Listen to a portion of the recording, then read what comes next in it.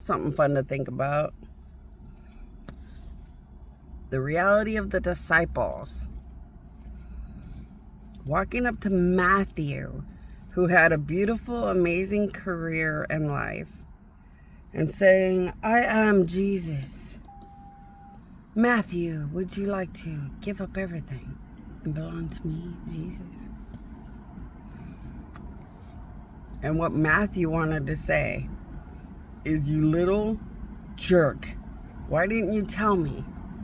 I'd be Matthew of Matthew, Mark, Luke, and John, give up my whole life, follow you around," which was fun and amazing, but then be left behind to try to be the footsteps of Jesus after Jesus is gone, be hated by a whole world because we were the disciples that loved Jesus, and have to learn how to be hardcore with a bunch of gods. Poor Matthew. I talked to Matthew in heaven all the time about it. I let him go to his ultimate tranquilities and therapies with me in the honor of God and Jesus. Poor Matthew. Because, Jesus couldn't explain after death to the disciples.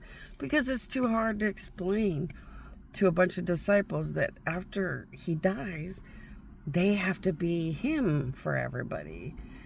It's too hard to explain that to the disciples. And Jesus realized more and more and more every day that the disciples were like little children that needed Jesus as much as everybody else. And the disciples depended on Jesus like everybody else. And the disciples didn't even know what to do when Jesus wasn't around, just like everybody else. And poor Jesus and God did not have the heart to even try to help them understand much of anything. But they couldn't explain how the disciples had to survive and try to be a mini Jesus when Jesus was gone. Because they didn't want the disciples to understand how overwhelming it is to be the enemy of everything bad like Jesus, but without Jesus to fight a bigger part of it. Now, Jesus was very loving and nice and passive, but Jesus did not sit and, just tolerate constant abuse of the enemy. He would get feisty. I mean, he was passive. He would just tell people to go away or leave him alone. He would just talk in mystery and make them feel afraid and know that they should just leave. But boy, when you pushed it, he could pull out that whip. And it reminds you of that day that he pulled out a big, huge whip, combined it with the power of God, and scared and terrified a whole pile of people. And he picked up a table and threw it like it was nothing. He picked up a table and threw it like it was a piece of nothing. And it was a monumental table that took tons and tons of people to get the table out into the...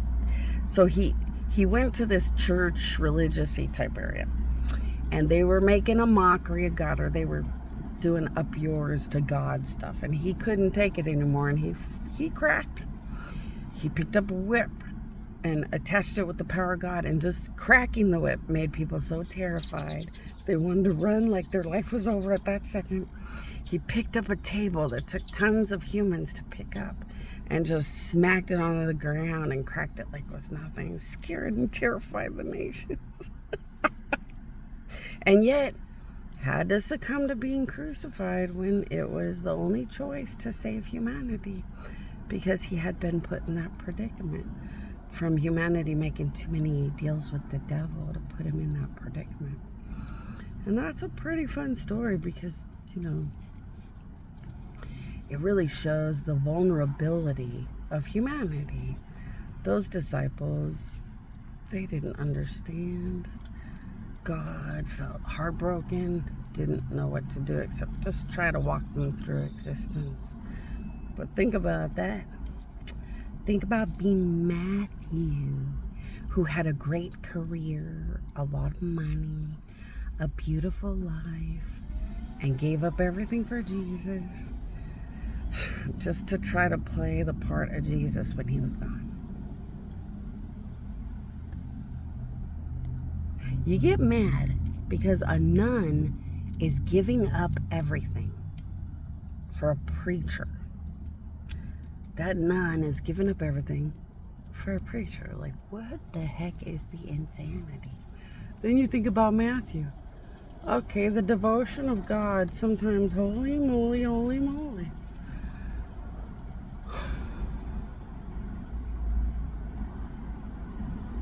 So, people aren't dumb. Cancer has existed since the beginning of time.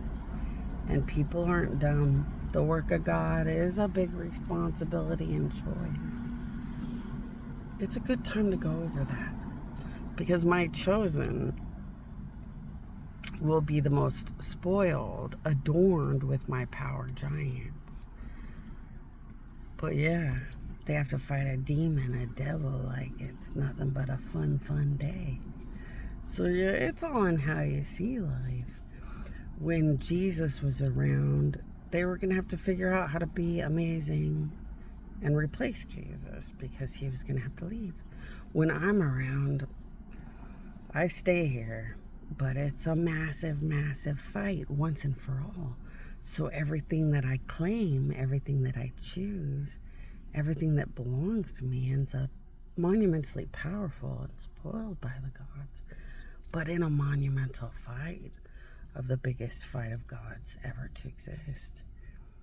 And like, yeah, some of these are the big conversations about life and how this really should end. A knockdown drag out? No. I'm pretending I get to control the ending. The knockdown drag out nightmare is because bad things don't just give up.